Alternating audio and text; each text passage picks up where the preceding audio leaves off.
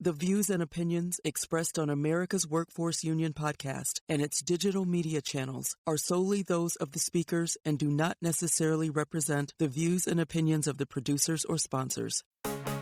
Welcome to the America's Workforce Radio Podcast, the flagship production of the American Workers Radio and Podcast Network, where organized labor and its never-ending fight to protect the rights of the American worker come first. Now, presented by LIUNA, Laborers International Union of North America. Here's your host, Ed Flash Ferentz. The UAW outlining the vision for a pro-worker trade deal. Meanwhile, 300 Teamsters forced to strike in Illinois at a cannabis facility. And today on the show, the Ironworker from Northeastern Ohio, who's running for a seat in the U.S. Congress.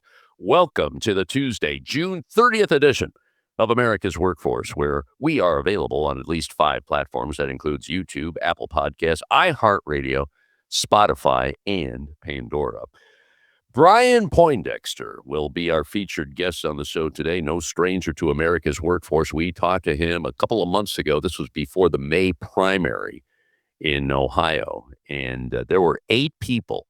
Brian was one of 8 people in that race, and he won it. He won the Democratic primary, and he will face Max Miller this November. Talk about a union guy here. He's the son of a union machinist, grandson of a union auto worker, one of 6 children who grew up in the city of Cleveland. His mother, stay-at-home mom. While they didn't come from wealth, they had everything a family needs, a stable home and a strong example of how working hard can lead you to a better life. And he did that with the Ironworkers. He's currently a member of the Brook Park City Council. And we're going to talk about his platform. And if you go to the website, I urge you to check him out here, Poindexterforcongress.com, Poindexterforcongress.com. The economy, affordability, workers' rights, health care, made in America. Brian is going to talk about his journey. He's also going to talk about the importance of union members getting involved in our political process. I just came across this story, the Trump administration's very aggressive overhaul of what's going on with federal workers has led to an increased number of former government employees running for Congress. Dozens of former federal workers have decided to run for seats after retiring, resigning, or being pushed out of their job in the next year. So we're seeing it in all sectors of the workforce.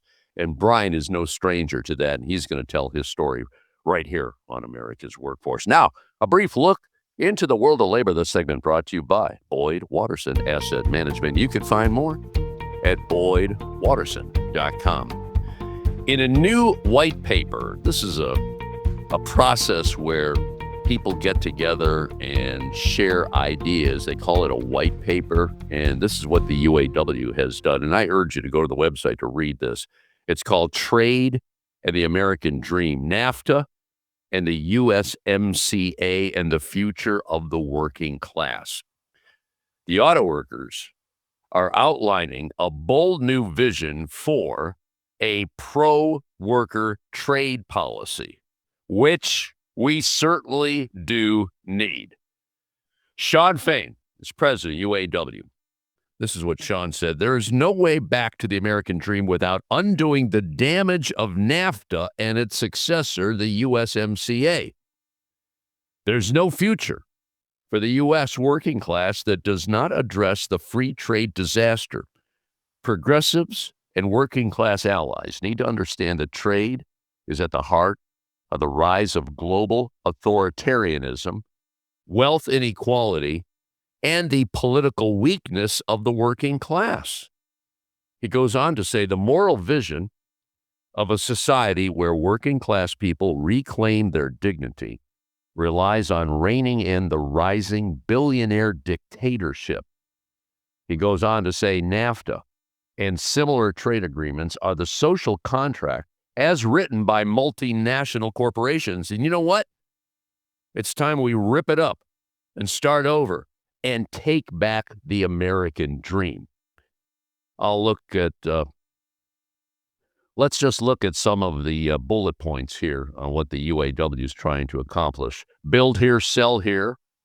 We're talking about provisions ensuring that companies create and keep good jobs in the country if they want to sell in the U.S. market. Real labor rights that are enforceable and apply to workers in all three countries. Strong standards on pay and other key issues, including a new manufacturing wage floor for North America and strict health and environmental protections. If these standards are not met, the United States should withdraw from the USMCA. Now, the parties to the USMCA are convening tomorrow, July 1st, a key deadline in the renegotiation process. The UAW has called for either a dramatic transformation of the agreement or, failing that, withdraw from the deal. Got to check this out. UAW.org/trade. Let me repeat that. UAW.org/trade. Meanwhile, over 300 members of Teamsters Local 916 at Ascend Wellness, this is in Barry, Illinois. They've been forced out on strike over the company's unfair labor practices, which includes their refusal to bargain in good faith. It is the first strike undertaken by Teamsters at a cannabis grow house. J.P. Fryans is president of that local. Again, that's 916. Ascend caused this strike by refusing to bargain a fair contract with the workers who make this company run. They illegally fired a bargaining committee member to retaliate against them. We will not tolerate that kind of BS from anyone. I was being kind. If you go to the Teamsters website, you can read exactly what they said. The company is refusing to bargain a contract that addresses wage increases, health care benefits, and overtime. The local 916 members at the Teamsters cultivate, process, package, and distribute products for dispensaries all across Illinois. And that strike could have a significant impact on the cannabis supply chain across the state. By the way, that local 916 represents more than 4,000 workers throughout the state of Illinois, from Chicago to Carbondale and East St. Louis to Champaign. For more information, you can visit their website, Teamsters, that's plural, Teamsters916.org. All right, we're going to take a quick break. When we come back, Brian Poindexter running for Congress in Northeastern Ohio. His story right after this on America's Workforce. You're listening to America's Workforce with Ed Flash Ferens. America's Workforce is brought to you in part by the International Brotherhood of Teamsters, where you can find more at teamster.org. It takes LIUNA to keep America running. Over 70,000 public employees are part of LIUNA, the Laborers International Union of North America, delivering critical services such as healthcare and emergency response, as well as maintaining roads and sanitation systems. Even the National Postal Mail Handlers Union, representing over 47,000 U.S. postal workers, is affiliated with LIUNA. Find out what it takes for LIUNA to keep America running at liuna.org. That's liuna.org. America's Workforce is sponsored in part by Boyd Watterson Asset Management, LLC. Find out more about our investment solutions tailored to meet the needs of Taft-Hartley funds at boydwatterson.com. There is unity and strength for workers. We are the USW. We are the USW. The United Steelworkers. The largest industrial union in North America. We represent 850,000 members in the U.S., Canada, and the Caribbean. We work in metals, rubber, chemicals, paper, oil refining, atomic energy, and the service sector. We are steelworkers, standing strong and fighting for what's right. America's Workforce is brought to you in part by the International Federation of Professional and Technical Engineers. You can find more at ifpte.org. America's Workforce is brought to you in part by the Ironworkers. You can find more at ironworkers.org. American workers are sick of struggling to get by. It's time to get ahead. In the Teamsters Union, workers are winning industry-leading contracts, historically high wages, fully paid health care, and retirement benefits you can count on. Across the country, Teamsters fight alongside our brothers and sisters to secure a better life. It's what we've been doing and how we've been living for more than a century. When we fight, we win. Join us. Be a Teamster. Now, back to America's Workforce. Here's Ed Flash Ferens. And remember, you can check us out on Facebook. Follow us on X, formerly known as Twitter. That would be AWF Union Podcast. AWF Union Podcast. You know, before we join our featured guest, which is Brian Poindexter, we had Brian on the show before the primary in May. Brian is a longtime ironworker, and he won his primary. There were 8 people in the race, but I was looking at his website, and I encourage those of you listening to go to poindexterforcongress.com. poindexterforcongress.com. That's all one word. And right on there, it says why Brian is running for Congress. When times get tough, working people are always asked to do more with less. And Brian, I have to share with you a comment that I got many, many decades ago. You know, I have a long history in broadcasting. When you're in broadcasting, it's important that you do a good job and you get good ratings. And I remember a conversation I had with my general manager, and it's when the ratings took a little dip. And when the ratings take a dip, it's your fault, okay? But when the ratings are good, the managers, say they did it. Yes. Not the workers, not the people on the air, you know? And, you know, when I saw that on your website, it resonated. I said, so many people in that same category. When things are going wrong, oh, what did you do wrong? What is wrong with you? What did you do last night? I mean, come on. Do we have to train you all over again? I mean, you've heard all the stories. It's always the worker's fault. Oh, you're making too much money. Maybe we should cut your pay. I mean, it's ridiculous. So talk to me about your campaign, and congratulations. I talked about you when I saw the results back in May. I was so happy for you and your entire family and all the ironworkers. Just talk to me about what's changed. I mean, you had 8 people in that primary. Mm-hmm. You come out a winner. I would imagine a lot of people know a whole lot more about Brian Poindexter right now. Talk to me about that. Well, first, Flash, I want to say thanks for having me back. Honored to be here. You know, I like to stand with labor at every opportunity, and you've been doing that for a long time. Grateful to be here. The primary, it was a very contested race. There was 8 of us.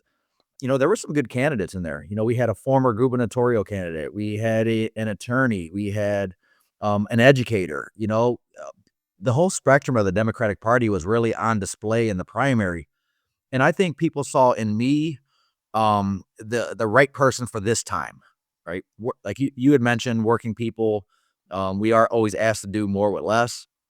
When we do that more and it's beneficial, you know, the company is their business model is perfect and they're the best business members in the entire community.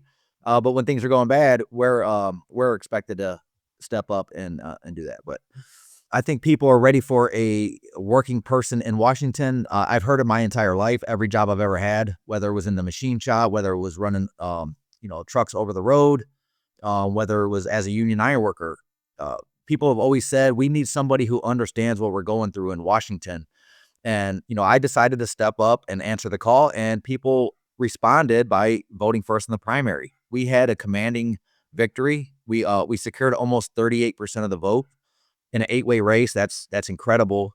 And the second closest person was only at 22%. So almost 16 points behind. So I think people are ready for change. They're ready for a fighter. They're ready for somebody who knows the issues. And that's what I'm going to give them. And Flash, I want to just say, we didn't celebrate the primary win. we've continued to work, because if all we do in this race is win a primary, we haven't done a damn thing. We have to win in the general. We have to get rid of Max Miller, who tries to paint himself as pro-worker, but he's everything but. And I'm going to show people a difference. I'm going to show people what we've been missing in Washington. And we're running hard, and that's going to continue all the way through November. I can't think of a greater contrast here with your opponent and you. I mean, he comes from a very, very wealthy family, and here you are, son of a union machinist, grandson of a union auto worker, one of 6 kids, grew up in the city of Cleveland. Your mom, a stay-at-home mom. I mean, you're working class to the nth degree. I mean, you got it all. You got it all. Let me ask you this, though. After you won the primary, and I hope this was the case, how did you do with funding, with campaign funds? I mean, people say, wow, this guy, we got to make sure he gets to the finish line. We gained a lot of momentum towards the end of the primary. It was very hard to raise funds for the primary. I mean, there was 8 people, and for good reason. They didn't know who to support, right? There was good candidates up and down the list. I mean, every one of them, in my opinion, would be better than Max Miller. And that was a tough decision for voters. And I would even say it, like in the closing of the couple candidate forums we had, I would say, folks, I don't envy you one bit. You guys have to choose between 8 good candidates. I know who I'm picking. And it was a little tongue-in-cheek joke, but it was really a difficult choice. And people, everyone's strapped for cash. People are holding on to their money, and they want to be wise where they invest it. I understand that. And so it was harder. As we got closer to the primary, though, people saw the momentum that we were building. I mean, we brought together a huge coalition of, elected leaders, of unions, of community groups who saw the value in me. And then that energy kind of started ramping up. So like the last week or two before the primary, people really started investing in our race, and it showed in the poll results. And you were mentioning before we started recording that, today is pretty significant. It's the end of the second quarter. And we got to make sure that that money keeps flowing, because, summer people are on vacation and all that. And before you know it, early voting is going to start. How are you positioned going into that, to the next part of your campaign here? We didn't stop after the primary. We kept going. So we kept the folks engaged who invested in us in the primary.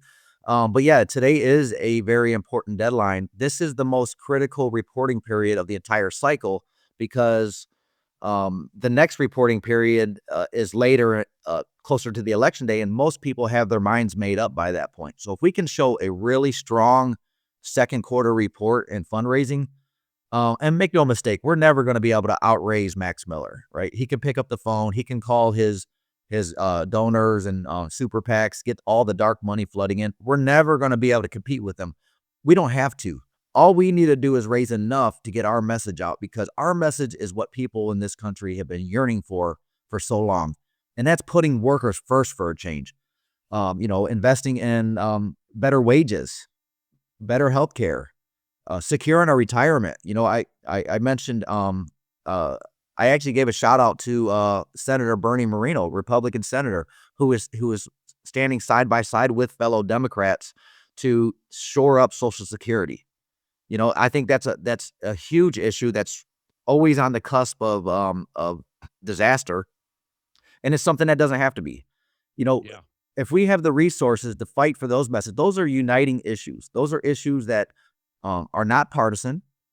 Everybody works for a living, right? We all pay our taxes. We all want good health care. We all want secure retirement. What's the big deal, right? Those are uniting factors. It's across the spectrum. That's what we're fighting for in this race. Yeah, I love it. I love it. Let's get into the issues. Let me take a quick break here. Brian Poindexter is our featured guest on the show today. No stranger to America's workforce. He's a longtime member of Local 17. The Ironworkers got a lot of ironworker support, not just in Northeastern Ohio, but around the country. In fact, your name came up. I talked to Trey Martin. Now, he lost his race in Oklahoma. But I tell you, I love what's happening with brothers and sisters in labor, because people just like you are saying, you know what? These politicians, they're not talking the talk. You know what? Workers first. They're in the millionaire and billionaire club. And you know what? It ain't working. It ain't working. Poindexterforcongress.com is a website you want to go to. More from Brian right after this on America's Workforce. Don't go away. This is America's Workforce. More shows available at awfradio.com. America's Workforce is brought to you in part by the Heat and Frost Insulators Labor Management Cooperative Trust. Find out more at insulators.org/LMCT.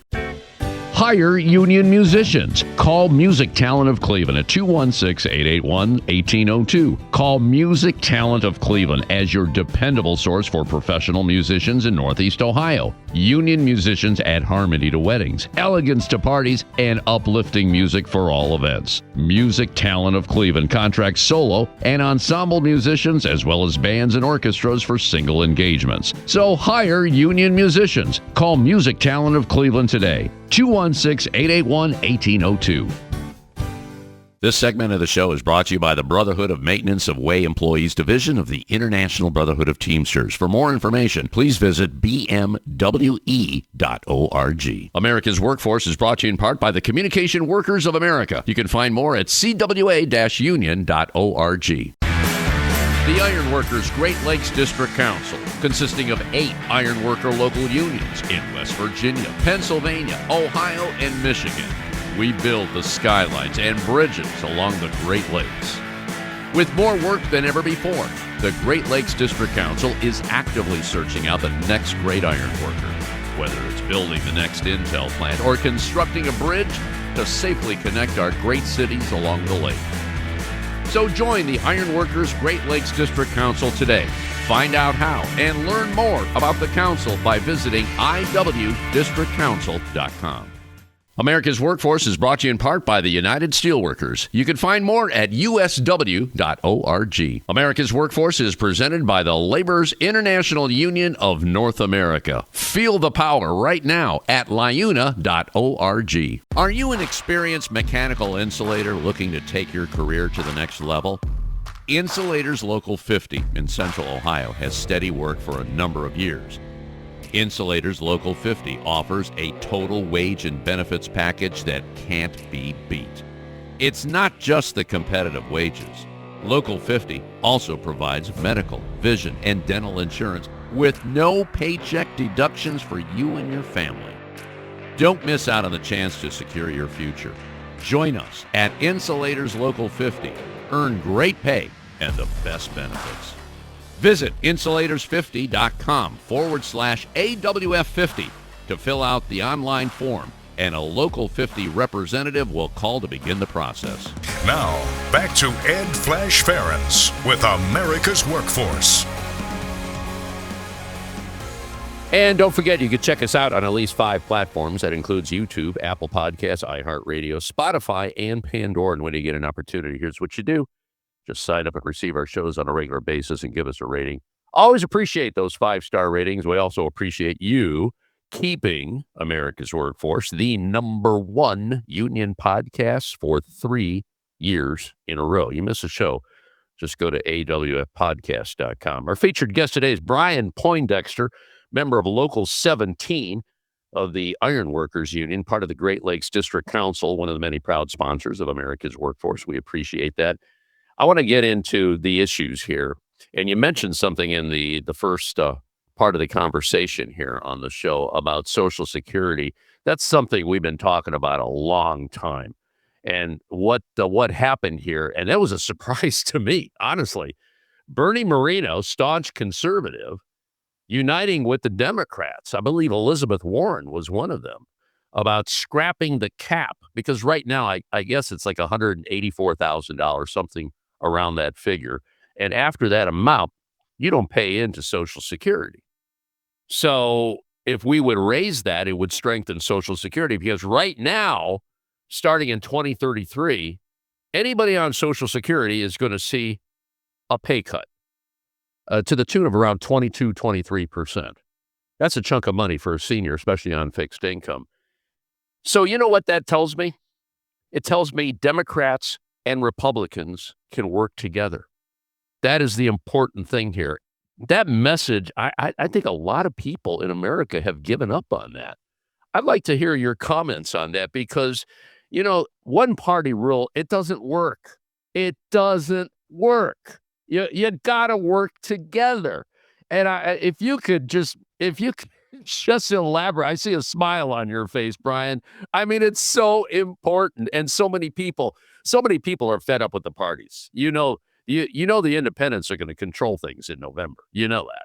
So talk to me about working together. The independents always have controlled things, right? Whichever way the independents go, that's the party that takes power, right? Social Security, it's something I'm very passionate about because my parents are living on Social Security right now. As it stands now, they don't even make enough to live on their own. So I actually moved them into my house so that they can live a more comfortable retirement. And my dad worked in a factory for over 46 years, and he still goes in and helps out here and there in his retirement, which I try to tell him all the time, Dad, you're retired, you're doing it wrong. But the fact of the matter is that Social Security does not need to be teetering on the brink of disaster at all times. The cap has been in place for so long, and it's really like underfunded Social Security, that cap. Like me and most working people in the country pay into Social Security 100% of our paychecks. Every single paycheck goes into Social Security. There's a date, I believe it's like January 7th or January 11th, I'm not exactly sure, where most of your $1 million a year earners quit paying into Social Security. The rest of the year, they're not paying into it. And it's a system that benefits all of us. Like Democrats are on Social Security, Republicans are on Social Security, independents are on Social Security. So it makes absolute sense to me that we should be shoring this great program up so people can retire with dignity and live in their own homes and live the rest of their life. They did their service. They put their time in. It's time to let them live in dignity.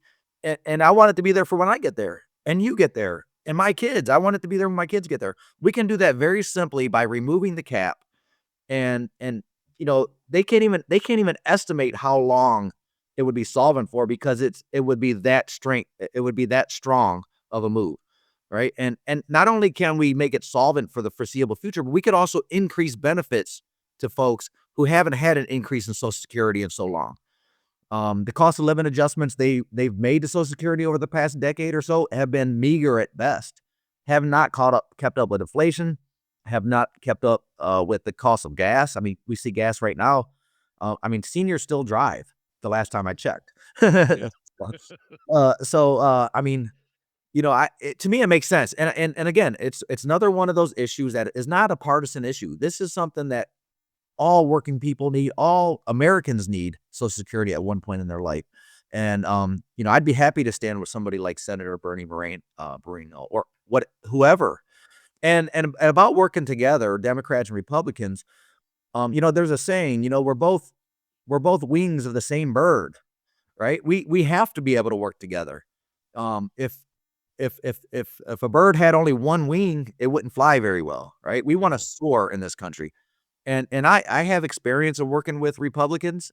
Like a lot of my fellow union members have voted Republican, and I'm up there on the beam, on the high steel with them, working right hand in hand with them. Yeah, we might not agree on everything, and that's okay. That's the beauty of a democracy. We don't have to agree on everything, but we can find common ground. We can come to a mutual understanding, and we can move this country forward. And there is legislation on the books. I just had an interview with the Alliance for Retired Americans last week on this, and there's about 3 or 4 different pieces of legislation that would, in fact, strengthen Social Security. Again, it takes people working together. And hopefully when you become a member of Congress, you can do just that. And I know your dad will be very pleased. Okay. I will sign on to legislation like that immediately. All right, let's talk about workers' rights. Those of you listening, we're speaking with Brian Poindexter. He won his primary in Northeastern Ohio. Poindexter for Congress, running for a seat in Congress in November. The economy, cost of living, healthcare, made in America, workers' rights. If you don't mind, there's some legislation that passed the House recently, Faster Labor Contracts Act. Brian, you're a longtime union member. You have to support something like that. I know there's going to be some pushback by conservatives and all that. But when it comes to workers' rights, and this is amazing to me, too, because right now, and you know this, they've done polling on this. Gallup, prestigious organization. people love unions. Like it's well over 75% unions are favored because, well, they raise wages, benefits, contribute to the economy. I mean, I could go on and on. I don't have to explain that to you. You do it day in and day out. I'm just wondering, can we move the needle here? Because it's getting more conversation right now. And you got to take that conversation to Washington. You know, there's a lot of people that don't like unions, especially people that are in power. What do you say to that? How do you change their mind? Well, first off, I'd like to address the Faster Labor Contracts Act, which is I'm in full support of it, and it sounds great. My opponent actually voted for it. That's one of the items that he'll point to, saying, "See, I am pro labor," but that's only a piece of it, right? Yeah, that's moving in the right direction, but okay. But the fact that the National Labor Relations Board is underfunded and the board is always dysfunctional based on who the president is and who they decide to appoint to the board, and I don't even think it's full right now. How are workers going to get to that point and have that election to even get to that first contract, right? It sounds great. Yeah, faster labor contract. You know how hard it is to union organize right now? I'm a former organizer, and I understand the challenges that that unions face in organizing new members.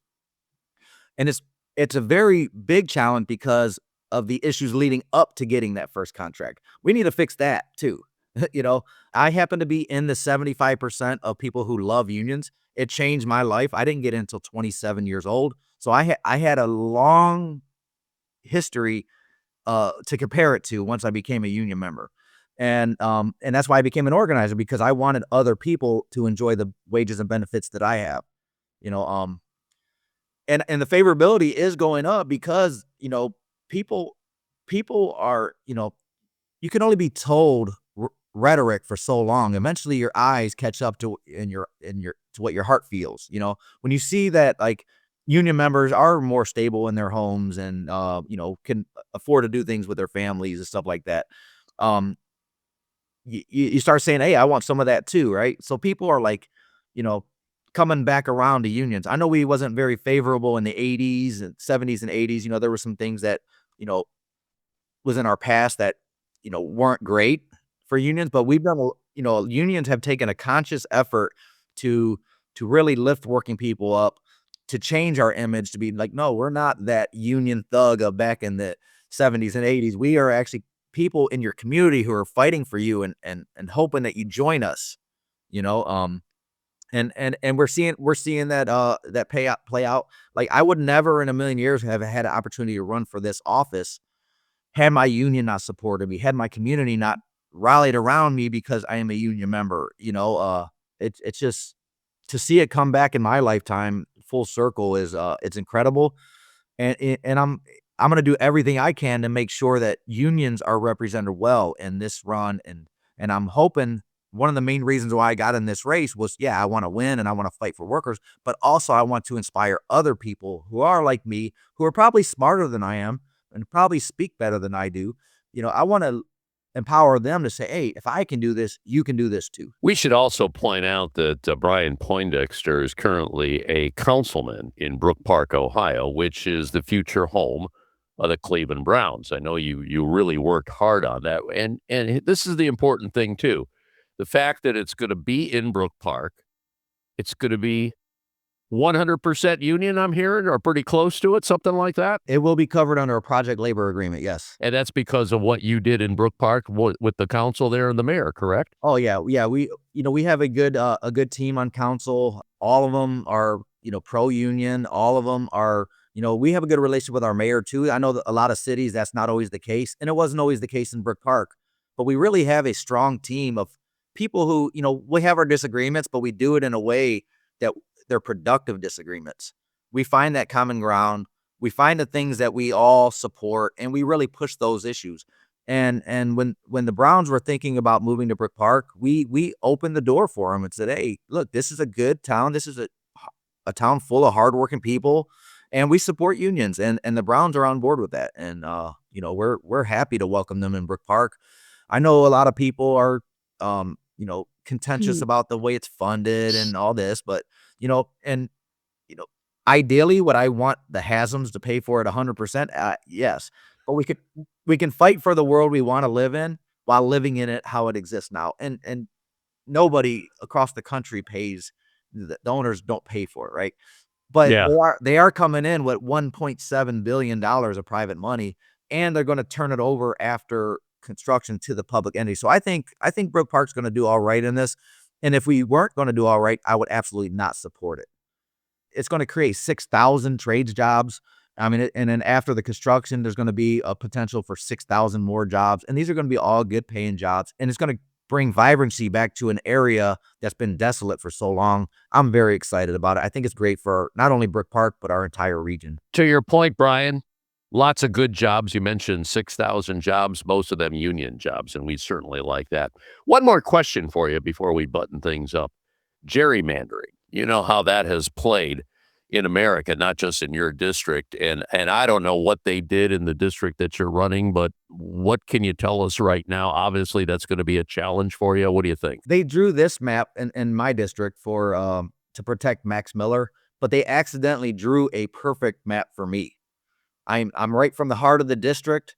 I'm a union ironworker, which, you know, if you tell somebody you're a union ironworker, you've already earned a certain level of respect. Right? People respect, oh man, you're that crazy guy that gets up there.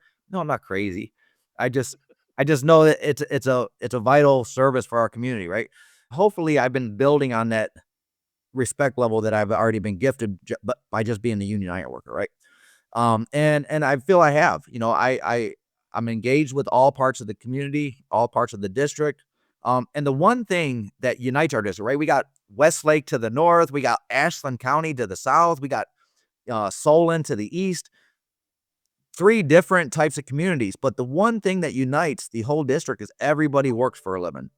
Everybody is feeling the pinch of an economy that's left them behind. And everybody is craving and yearning to unite around some common cause. And that common cause is the issues we all face. I think when Republicans and Democrats gerrymander maps, they're taking their voters for granted. I think that Republicans are seeing that they're being taken for granted and like, oh, I just got herded in like some cattle into this border. Like, no, we need better candidates, and the gerrymandering doesn't matter. And I'm hoping that I can prove that in this race. And I'm hoping that, you know, people who voted for Republicans in the past consider me because I am a lot like them. And that's what we should be in the House of Representatives. We should be representative of the districts that we're from. I believe I represent that way better than my opponent does, and I'm hoping people see that and are willing to give a Democratic union ironworker a chance. Well said, my man. Brian Poindexter, featured guest on the show, PoindexterForCongress.com. PoindexterForCongress.com. You take care. I got a feeling you and I might be talking between now and November. What do you think? You have an open invitation to invite me on your show anytime you want. I'd be happy to come back and give you updates or answer any questions. Or we could just have a candid conversation about unions because that's one of my favorite topics. Okay, you stay safe and enjoy the summer as much as you can. I know you're doing a lot of campaigning, but stay safe, okay, brother? I will do, Flash. Thanks for having me on again, bud. And that'll be it for yet another edition of America's Workforce. Tomorrow, the Center for American Progress, and the United Labor Agency. Until then, all of you have a safe and wonderful day. That concludes another episode of the America's Workforce Radio Podcast. Thanks for listening, and be sure to subscribe so you never miss a show. America's